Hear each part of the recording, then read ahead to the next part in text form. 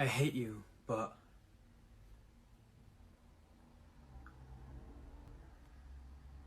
Nah, I just hate you. If it's baby mama aggravating, walk 'em like a dog. Walk 'em like a dog, sis, walk 'em like a dog. Oh boy, but trying to regulate it, walk 'em like a dog.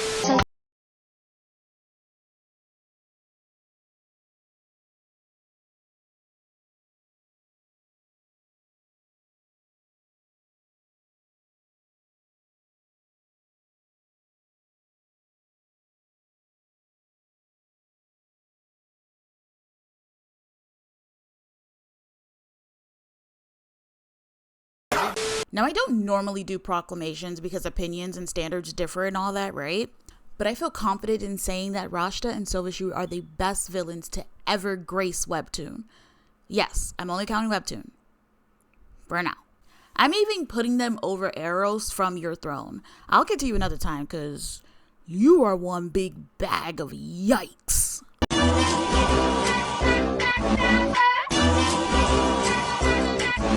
Now, some of you might be asking, how the hell are these two the best villains?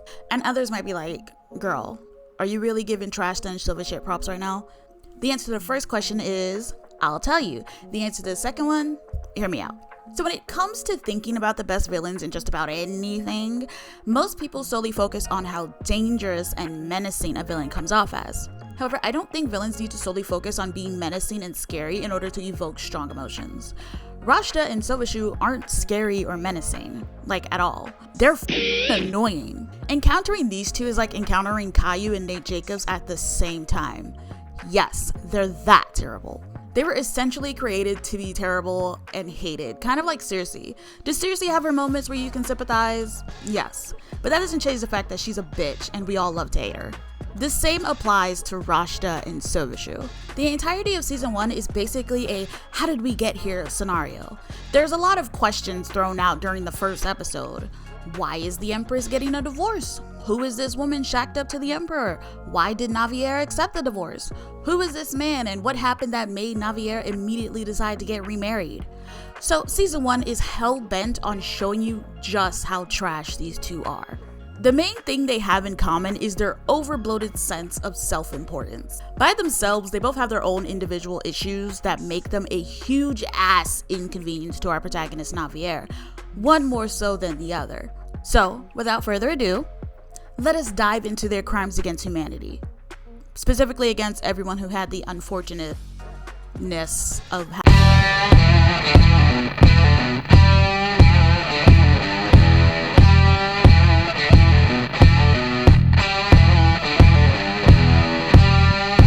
slave whose parents accumulated a debt so massive that even she had to deal with the indentured servitude. Now, while the Remarried Empress is not a villainous story, it has elements of it, and there's no better example than Rashta. Because when we first meet her, she's clearly meant to invoke the essence of the typical female lead of a romance novel. The image of poise and purity, the ultimate underdog, the people's princess, an angel who can do no wrong. She's just so sweet and innocent. I used to live in Africa with all the little birdies and the little monkeys.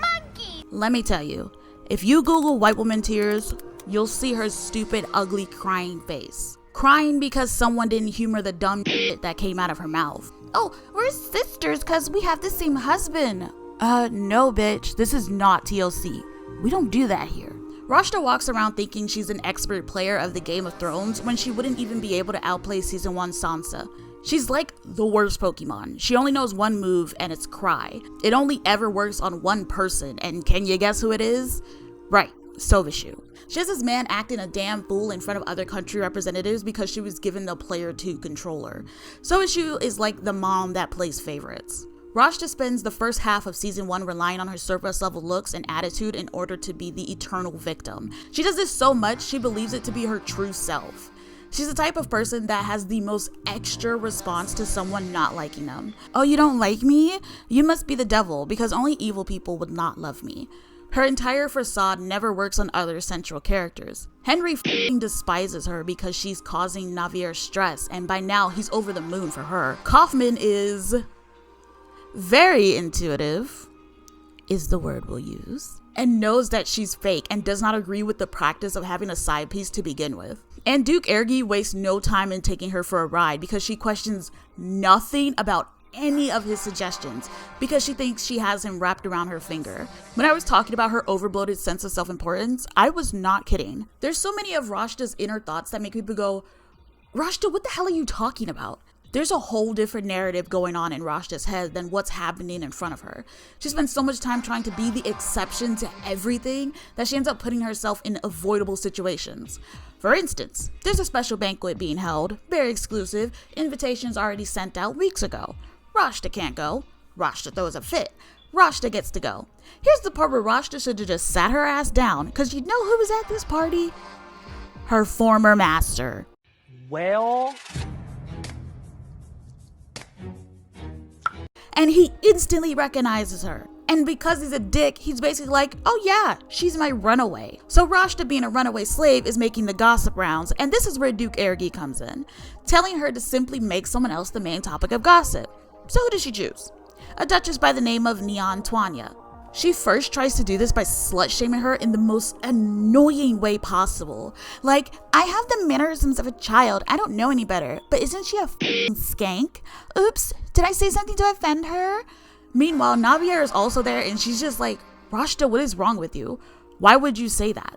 Then she decides to partner with her former master in helping her spread false rumors about Neon, and as payment, Rashta starts stealing jewelry so that he can sell them for money. So Neon's name is dragged through the mud and her husband ends up divorcing her. A guy who was smitten with her finds out who is spreading the false rumors and confronts Rashta. She denies it, of course, and he stabs her. This is how they find out she's pregnant, thus setting off the whole divorce thing. So Sofashu is like, well, Rashta is pregnant before Navier, so I'll divorce Navier and make Rashta the empress for like a year so I can have an heir. That can't go wrong at all. So Rashta is like, I'll be such a good empress, they'll never want Navier. And like, sis, you got some high hopes for someone that just learned how to read a few weeks ago. I'm not clowning her for not being able to read, but I am saying, let's keep it practical, Rashta. Now, you'd think that Rashta would just focus on keeping calm for the sake of her child, right? Nope. So there's this bird. Basically, Sofashu gives Navier a bird because he finally feels her drifting away, but Navier doesn't want it. We'll get into why soon. So Rashta sees that a servant is leaving it in the hall and she tells him, oh, the birdie might catch a cold, but don't worry, I'll take it into my room. And I feel so sorry for this bird. In a final attempt to slander Navier, Rashta proceeds to rip the feathers off the bird. It's actually toned down in the webtoon version and more explicit in the novel, apparently. Mind you, while she's picking up this bird, she's crying and pulling this whole, this hurts me more than it hurts you madness. Like, I'm sorry, but I have to do this. No, you don't! You literally don't!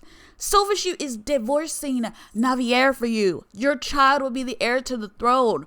What more do you want? What do you hope to achieve? I didn't even go into Rashta's fuck you got mine mentality.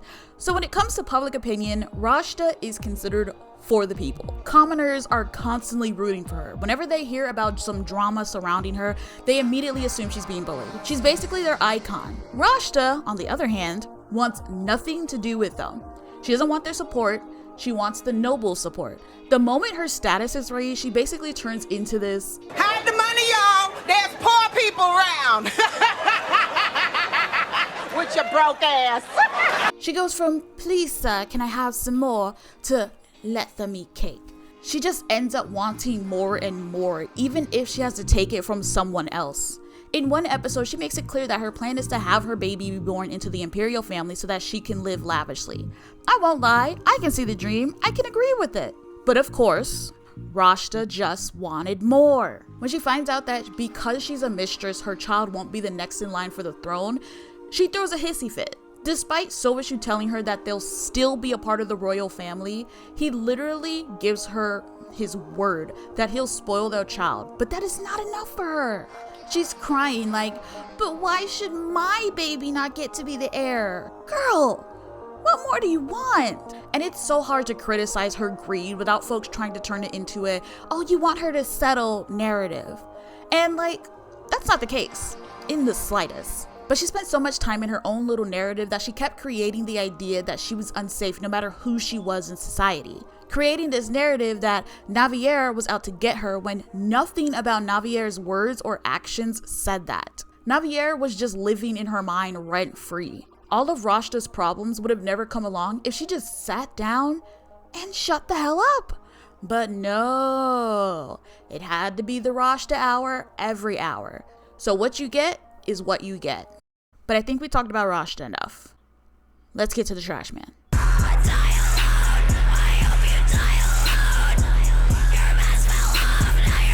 Now, some people say Silvershoe is redeemable. And with all due respect, I don't think you guys been reading the same story I have. Where to fucking begin? Oh, I know. How about hating his dad for having mistresses because he hated seeing his mother upset, only to turn around and bring in a mistress and get mad at Navier for being upset? How about how he starts acting like he ain't got no home training once Rashta is concerned, even almost challenging the prince of another kingdom because he called out Rashta for lying? But I'm getting ahead of myself. Let's start this whole thing from his perspective. Now, Navier and Silvershoe are married through an arranged marriage, but they've always been friends. Now, Navier never really had romantic feelings for him. She always viewed him as her best friend. Silvershoe did develop romantic feelings, but she never seemed receptive to them. So, a mature person would probably tell the person they like about their feelings. Not Silvershoe. No. See, Silvershoe sees an opportunity with Rashta. He's like, screw being upfront. How about I make her jealous? Yeah, I'll make her jealous. I flaunt Rashta around and constantly humiliate Navier just so she'll admit her feelings for me. Every argument between these two is just him simultaneously blaming Navier for everything while also trying to get her to be jealous. Does that make a lick of sense? No. Does he still do it anyway? Yes. While he does have feelings for Rashta, it's very clear that the only point of their relationship is to feed his ego. There are so many red flags concerning their relationship in the first half of season 1. The first one being the reason he's so fond of Rashta, or the persona that Rashta uses. He reveals that it's because she reminds him of Navier when she was younger. Not in the youthful spirit type of way, but more along the lines of when she was not on his level in terms of status.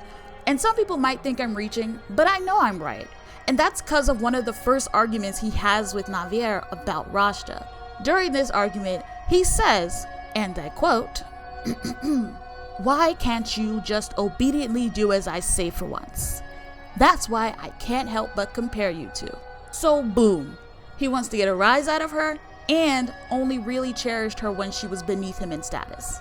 And that's the only reason he loves Rashta. Even though the Empress is not at the same level of power as the Emperor, they're still equals, and he can't really order her around without crossing the line of physical or verbal abuse. And Silvershoe is a brat, and he hates that. To make it worse, he even refers to Rashta as his prey.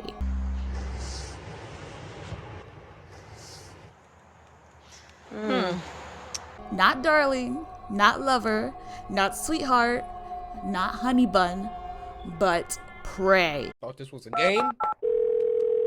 911. Officer, right there. FBI, come on! This man is weird, and it only gets worse from there. He publicly flaunts Rashta around with the purpose of trying to make Navier act out. Reminder, all because he wants Navier to admit her feelings for him.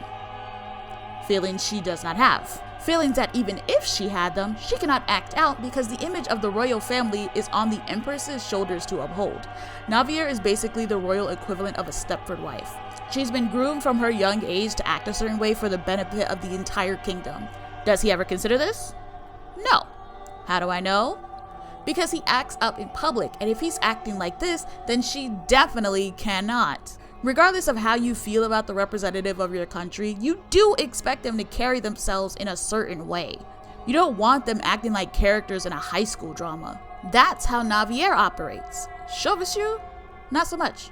And he only gets worse from there. When he notices that both Kaufman and Henry have taken an interest in Navier, he ironically hates the thought of his spouse showing interest in others.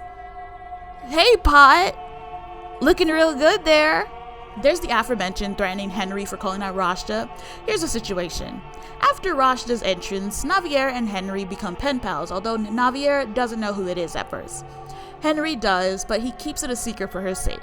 Rashta lies and says that she's his secret pen pal, and during this UN-style meeting that she's here for some reason, she's all over Henry. This pisses off Sauvage. So not only is he cheating, but he doesn't want anyone else getting close to either Navier or Rashta. He keeps nagging Navier about which man is her lover, and whenever Navier reminds him that he has a lover too, his only response is to keep saying, "But you're my wife." Like, what are you talking about? Like, this feels like gaslighting. Remember that party that Rashta was whining about not getting to go to? The one where her former master showed up? So Rashta faints, and can you guess what this man's response is? Reminder, the invitations for this banquet were sent out weeks before Rashta showed up. He summons Navier to blame her for the incident. In his twisted little mind, he's convinced himself that Navier, weeks prior to Rashta showing up, found out who Rashta's former master was, invited him to the party just to humiliate a woman she knows nothing about. He constantly throws common sense out of the window. He also decides to add some slight xenophobia to his crimes because he straight up approaches her and is like, "Do you find foreigners attractive?" Who says that? Normal people don't. Seriously though, Sauvage is the type of person that thinks their spouse talking to someone of the opposite gender means they're cheating. If you're dating someone like that, do yourself a massive favor and kick them to the curb. They are not good for your mental health. What else does he do? Oh yeah, as I mentioned earlier, Rashta is pregnant, and Navier is not. After Rashta's whining session, Sauvage comes up with a plan that reveals just how expendable both of these women are to him. Step 1, divorce Navier. Step 2, marry Rashta.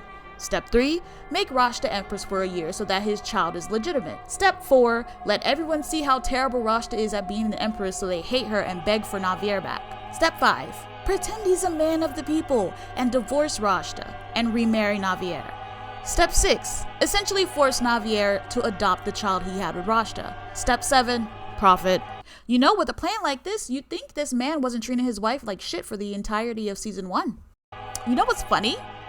He probably doesn't think he treated her like garbage too. Him and Rashta have the same woe is me victim complex, but at least Rashta can hide behind her backstory. What's your excuse? My dad kept cheating on my mom, so now I'm cheating on my wife. Won't someone think of me? So Navier overhears that Sauvage is going to divorce her. Take note, I said overhears. He never officially tells her until a priest comes in to examine the whole claim. Sauvage didn't even respect her enough to let her know he wanted a divorce from his own mouth. So the divorce date is set. Navier is basically going through the motions and ends up asking Henry to marry her, which he is so happy to say yes to. Finally, Sauvage pays attention enough to realize, I kind of feel like Navier is drifting from me. Should I make amends in our final days as husband and wife? Nah, I think it's high time I get a little abusive in here. You remember the bird thing I was talking about earlier? Let's get into it.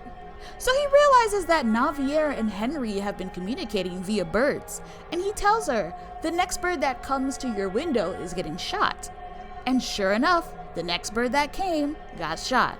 Poor Navier tried to even warn the bird, but there was a cultural misunderstanding. Navier is pretty shaken up by it, so imagine her surprise when a chicken dinner gets rolled in and unveiled. Why does this chicken have the bird's blue feathers sprinkled all over it?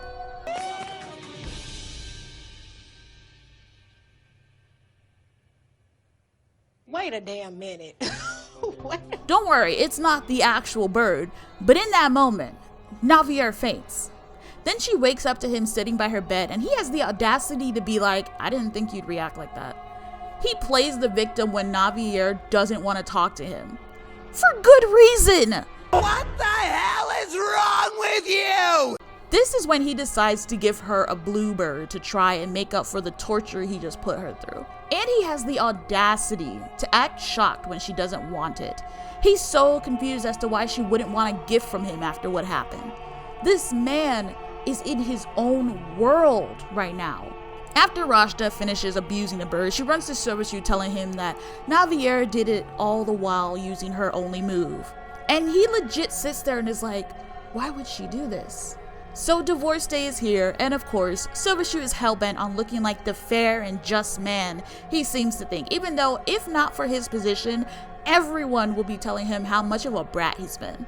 His relief when Navier accepts the divorce instantly turns into shock and anger once Henry shows up. I enjoyed every second of Navier and Henry rubbing it in Silvershoe's face. Even with reality crushing his little narrative, he's still standing there like, how could you betray me like this? Like, what? Are you serious right now? Bitch, you better be joking. Then he tries to puff his chest out. I'm still the emperor of the empire you belong to, and I say you can't get remarried. At this point, the priest that granted the divorce and the remarriage is just like, bro, you don't make that call, I do. And I said yes. To keep the madness going, after Navier and Henry left for Navier's parents' house, Silvershoe stationed knights all around their entire residence because he didn't want them leaving the country. He's standing at the gate talking about the one I love is you, Navier. Henry doesn't even know you. Henry's smug ass, I love him. He's like, now I have plenty of time to get to know Navier. He's so petty, I love him. Duke Ergi comes to talk to Silvershoe and offers to get rid of Henry by escorting him out of the kingdom. And Silvershoe's like, okay, but just Henry. Navier stays. Yeah, sure. Ergi and Henry hide her in the carriage and leave. Nobody is none the wiser other than her parents, and Silvershoe is pissed when he finds out she's gone. And he continues this into season 2. At first, he tries sending an apology letter, and then he tries to go with his original plan to make her jealous. Again. I'm gonna throw such a lavish wedding and then she'll be sorry for leaving me. And he's only going to be a wreck from there on. So yeah, that's 2 of Webtoon's best, worst villains. I didn't really feel like going into an entire review for season 1 because I don't really know how to structure it in a unique way. So I just decided to talk shit about Rashta and Silvershoe because it was more fun, and I might consider doing it for other webcomic villains. I read a good chunk of villainous stories that I don't feel get a lot of love, so I want to talk about them more. But yeah, I have been Hexley, and I can use a bowl of ice cream right now, so I'll see you later. I also hope this video is short. I hope, because I want to do more short stuff so that I have stuff in between, like anything that's ends up being like 40 fucking minutes.